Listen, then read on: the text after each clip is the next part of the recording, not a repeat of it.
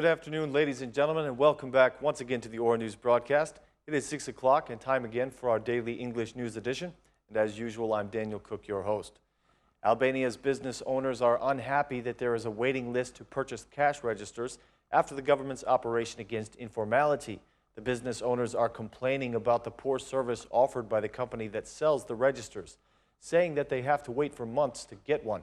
They also say that the registers are not good quality, that they frequently have defects and require additional money for repair.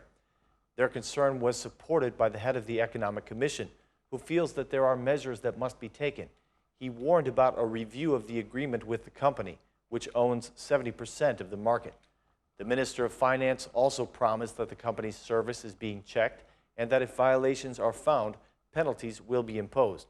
Since the government launched its operation against informality on September 1st, there has been a long waiting list for cash registers, and business owners are paying high prices and getting very poor quality and service.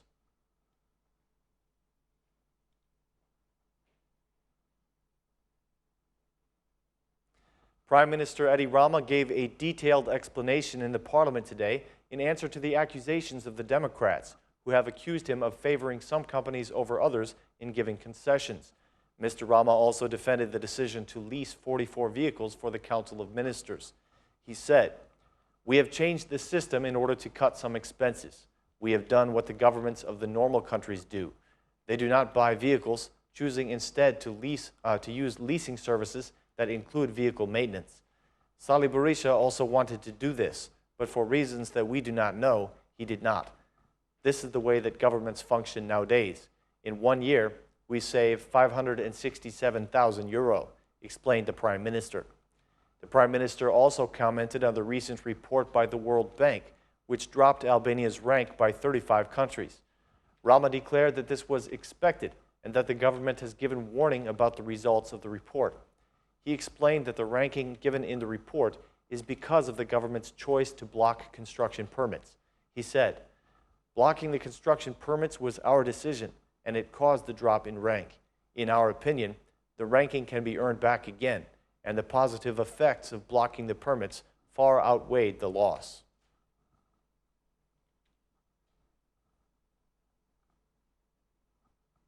In continuation of his tour, The Time for Citizens to Speak, the Democratic chairman Basha met with the farmers of Fier today.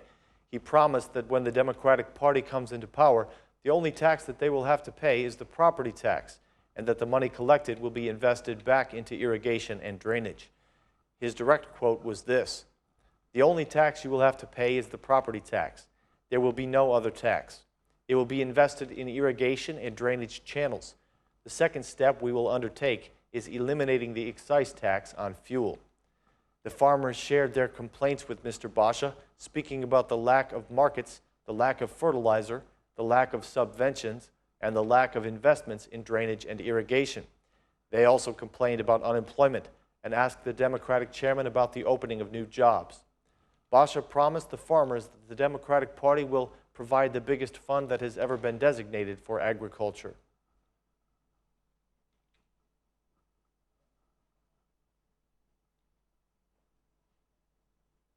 The Albanian parliament welcomed its newest MP today, Mr. Eduard Ndocaj from the Demo-Christian Party. He was sworn in during today's plenary session as the replacement for the socialist MP, Eduard Ndocaj. After the swearing ceremony, he sat down next to his fellow Demo-Christian MP, Eduard Ndocaj. His appointment sparked a great deal of public interest, and for this reason, he chose not to use the main entrance of the parliament. Mr. Ndocaj was congratulated by both the Democrats and the socialists, but there were some accusations as well. The Democratic MP Josefina Topali made this comment: "It has never happened before that one MP was removed and another was put in his place. What does he have to do with the parliament?" In a media statement afterwards, Ndocaj compared his first day in parliament to the first day of school. He said that he intends to support the government's program, but that he will stay close to his fellow party member, Eduard Ndocaj.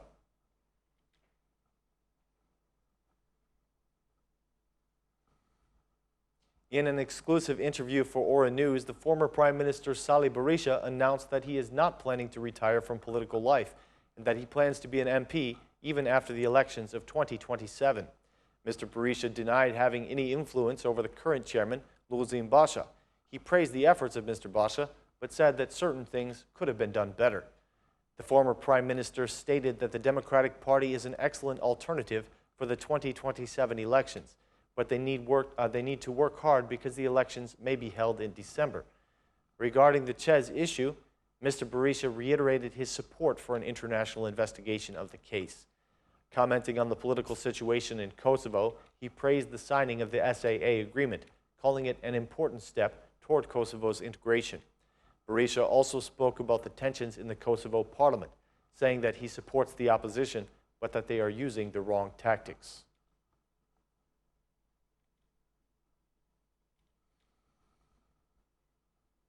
The head of the Tirana Court of Appeals said last night that the justice system is not the only one suffering from corruption.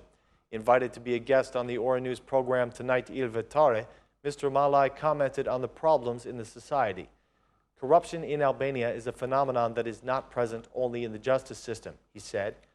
Regarding the justice reform, he was skeptical about whether the experts who prepared the document are really the most qualified, sharing that he thought the document was ridiculous. He went even further by saying that he doubted that the document was even prepared by the experts. He said, "I have followed the process of the justice reform very closely, and the whole process began with media propaganda. They made a deep analysis of the entire justice system in the last 25 years, which to me is ridiculous. People know the problems with the justice system. No one, not a single politician, spoke about the causes behind these problems. It is not in their interest to do so. I have my doubts regarding the experts and their product. Who gave them the title of high experts? The justice system has others who are more professional," said Mr. Malai. He also expressed concern about the security of the citizens and the judges. He said that the implementation of the law in Albania is minimal, adding that the judges take orders from the MPs. Mr. Malai feels that the judges should make an agreement with the state in order to protect themselves. Finally, he said that there is an incorrect perception about the wealth of the judges.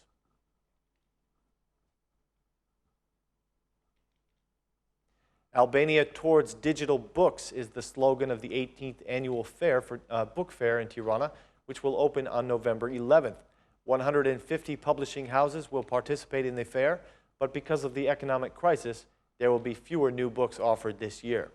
The organizers have decided to distribute 4 awards this year: the Author of the Year, Translator of the Year, Best Book for Children, and the special award named after Fan Noli, which will be given in honor of the 50th anniversary of his death.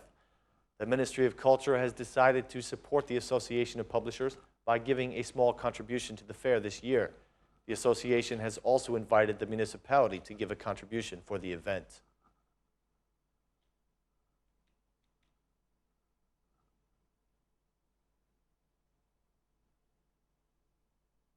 Thanks for watching our edition today, and please join us again at the same time tomorrow for more Albanian news in English. Thanks, and good night.